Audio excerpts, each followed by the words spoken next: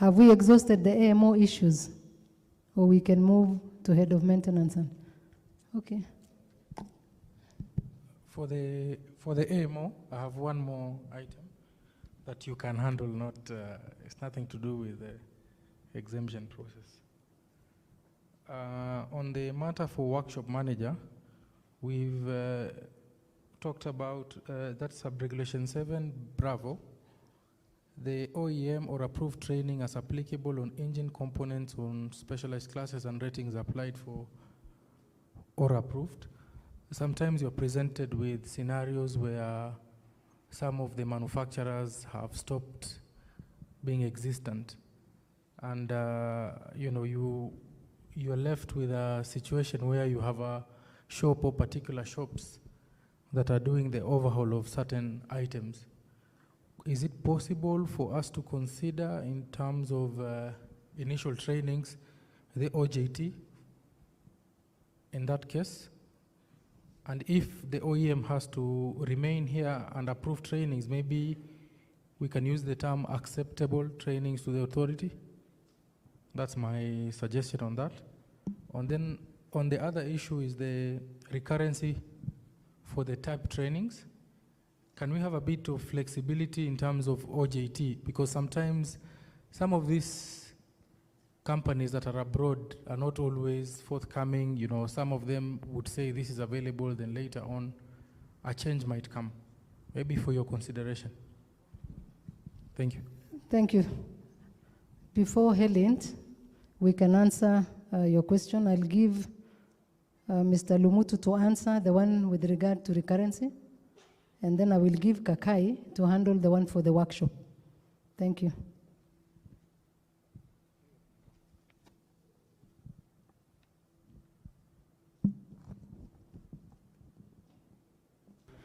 Okay, for the OEM, I agree with you. However, it is a challenge to put it a blanket in the regulation, because most of them is supposed to be considered on case-by-case basis. If you realize that some OEM trainings are still available, despite the fact that the factories are closed. And some training facilities are still available that have been approved before the closure of the trainings. So some of these requirements may not fit in a one-sentence regulation, but can be considered on case-by-case basis, how you present your case to the authority. Otherwise, we cannot put it in the regulation.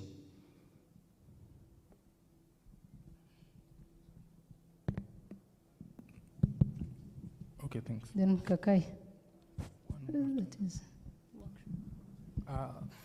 Bwana Kakai, as you answer the issue for workshop, maybe I wanted a clarification. In a scenario where we have multiple workshops, can we word this section B to cater for, unless we are having multiple workshop managers, but it's a bit restrictive in terms of the training. For example, if you have a scenario where you have wheels and brakes workshop, an avionics workshop, or a battery workshop, that scenario, maybe you can see how we can better place it to accommodate for, base level. Okay.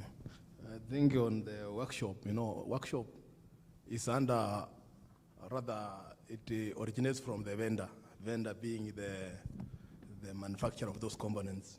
So if you have a wheels workshop, and you have also another maybe battery workshop, so all these will be having manuals or technical data from the vendors, and a person whom we want to be in charge of the workshop can be in charge of the whole workshop, because we'll put it as one workshop, although it is separate, having different maybe supervisors in different areas. But the workshop manager will be in charge of the whole setup. But at least he has to have some technical know-how on what is going on. So, also you are talking about, this was it training? You said about training? Yeah, so you are saying that, let us say a workshop, this component producer or the vendor kind of went away, went out of work. He does not produce anymore. Like those Cessnas of 1950s, you know, they used to have no wipers, but nowadays maybe they have. So what you do is we have to go on. So at least with the TGMs, we'll make one, although the practice we are doing as inspectors is, do you have an old person who have experience? Because now it is the experience on the job. There's nobody who can train. So if you can show that you have experience on the job, then that person is supposed to train the other one. Otherwise, there will be no training, because there are no ATOs or vendors offering manufacturers training. So this one is a discretion of the inspector or the authority to do that. And therefore, we'll do some TGM on this kind of situation to the industry. That's the advice circular on that. But so long as we have experienced people, the only problem is sometimes we don't have, you start a workshop and you don't have anybody who is experienced to start that shop on an item that maybe the last time it was produced was 1960. Although it's still existing, but now those guys will no longer be there. Like Fred will say, he no longer touches something. So he will not train anybody. Yeah? So, but we are considering, we consider, most of the time we consider if you have an experienced person to teach the other one. And maybe the disadvantage we have currently is most young people don't want to touch those old things. They don't want to touch those pistons. So you find it is like kind of going away. Yeah. Thank you. I think that is well answered. We can conclude with the Helient before we go to maintenance manager issue and an ATO.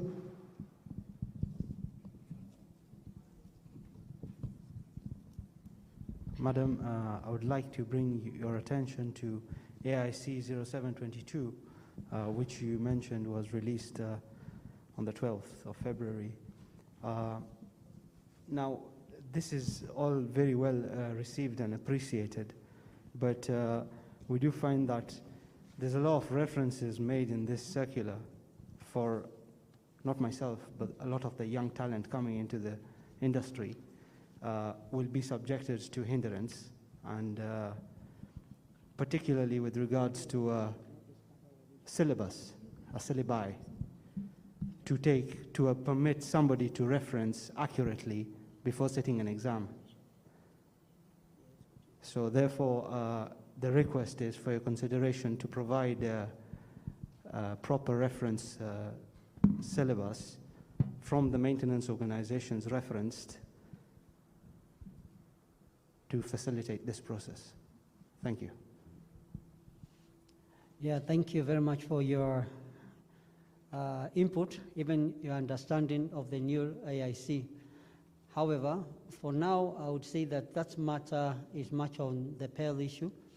And also, we may discuss something that is not part of the regulation. We want to, first of all, handle the issues that are pertinent to the regulation.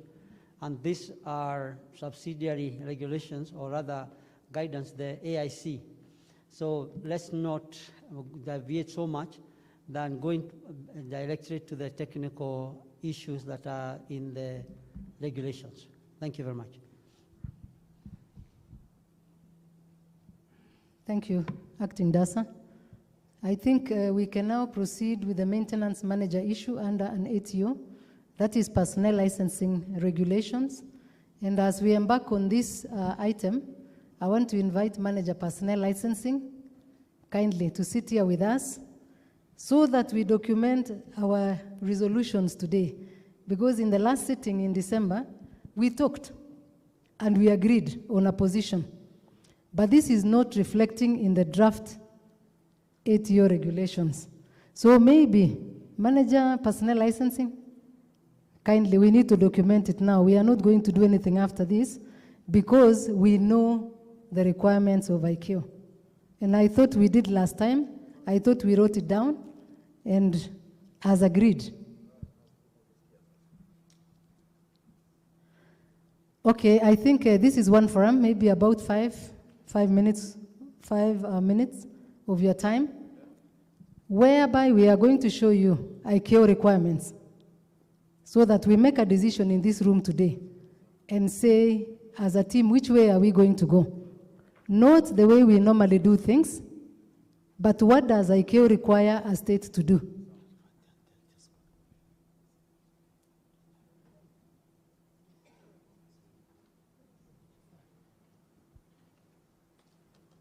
Okay, the manager personnel licensing and the team will document what we are saying so that once and for all, they can be sitting there editing the document as agreed. So here I'm going to project Personnel Licensing Annex 1 online from ICAO portal. Kindly, I beg that we open our minds, not to stay the way we have been. Let's read together and just appreciate what we have. This is ICAO Annex 1, and this is where this regulation is coming from. The issue of the requirements of a maintenance manager. In this annex, if you read the entire document, you will not find ICAO requiring you to have a maintenance manager as an ATO. However, somewhere in page 142,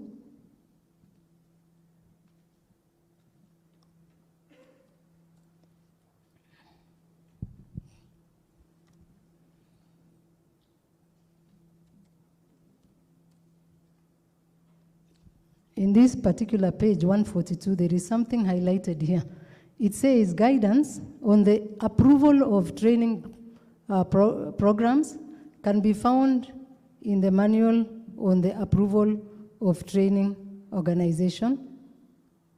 It also says guidance on approval of a training organization can be found in the manual on the approval of training organization doc 9841. So in the annex, there is no standard requiring us to have a maintenance manager. Though maintenance manager has been in ATO regulations in 2007, 2013, and 2018. Now we want to correct it together as a team.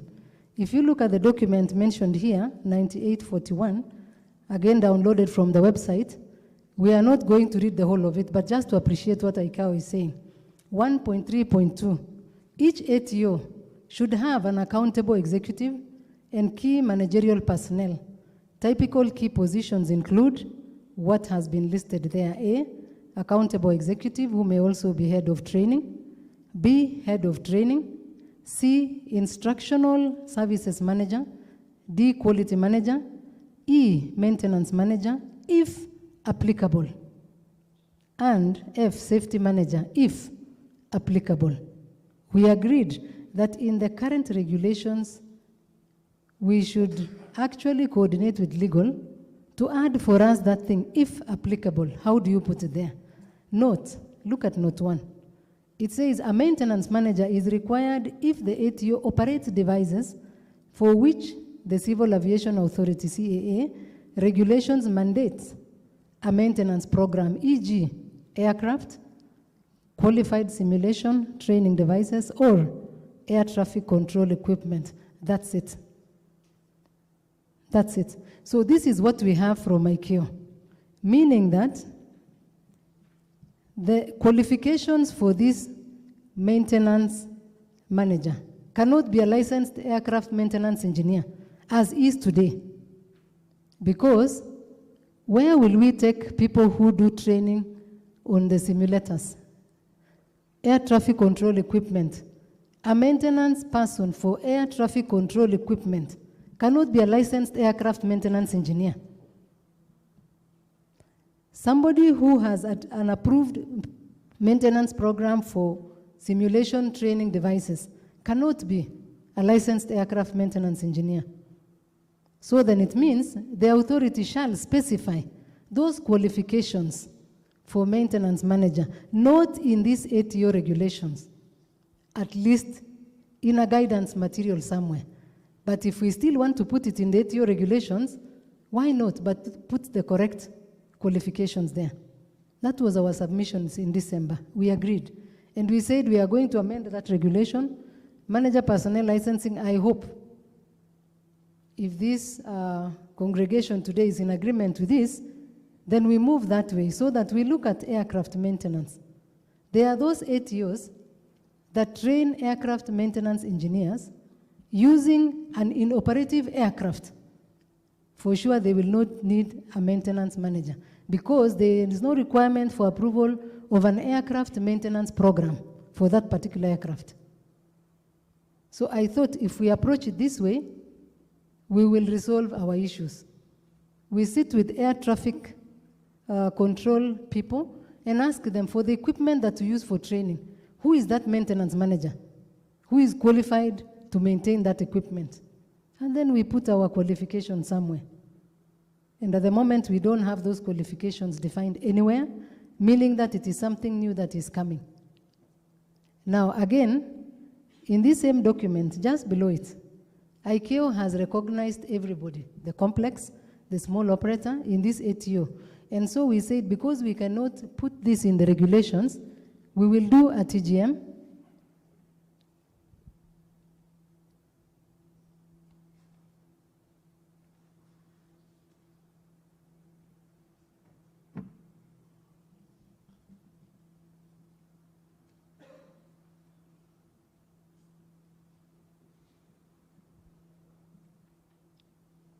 There is an Appendix C, which is an organizational structure of the ATO. I don't think we have adopted this anywhere in our documents. And just down here, examples of organizational charts that are acceptable. Like the first one here is looking at example of a small generic ATO. There is no maintenance manager there if we are going to follow this guidance. The next ATO sample is this second one, a little bit bigger.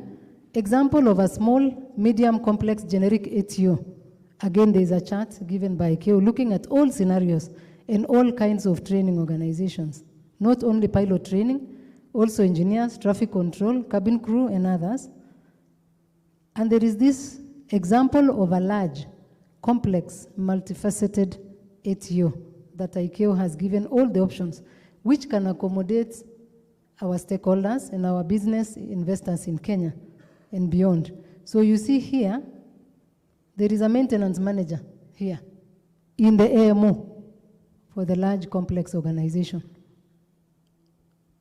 So that every responsibility that has been given to the maintenance manager, even in the small AMO, could enter into arrangements with an AMO to do those functions, but they may not carry out all the functions of an ATO. Then we have to agree and say, how will these functions be done? Who will do it? So then we've had the term liaison officer. ICAO has not mentioned liaison officer anywhere. So that we need to agree together and say, if we are going to change our terms from maintenance manager, do we want as Kenya to say that it is a maintenance liaison officer? Those are terms which we are creating. And so we had requested last time that if we are in agreement, we maintain the term maintenance manager because ICAO has also defined in Annex 1 who a maintenance manager is. Feel free to, yes, sir. Yeah, that's 5 minutes just to show what ICAO is telling us about the maintenance manager.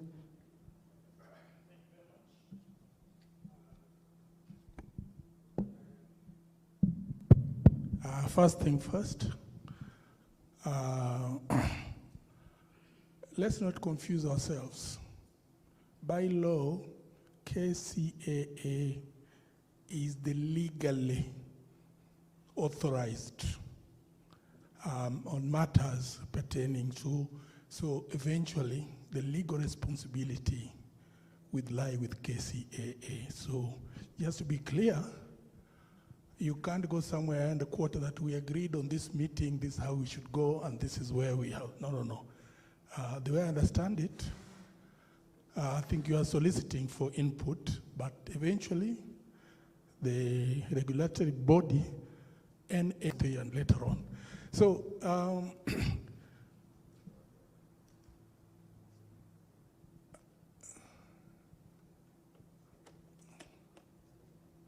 thank you.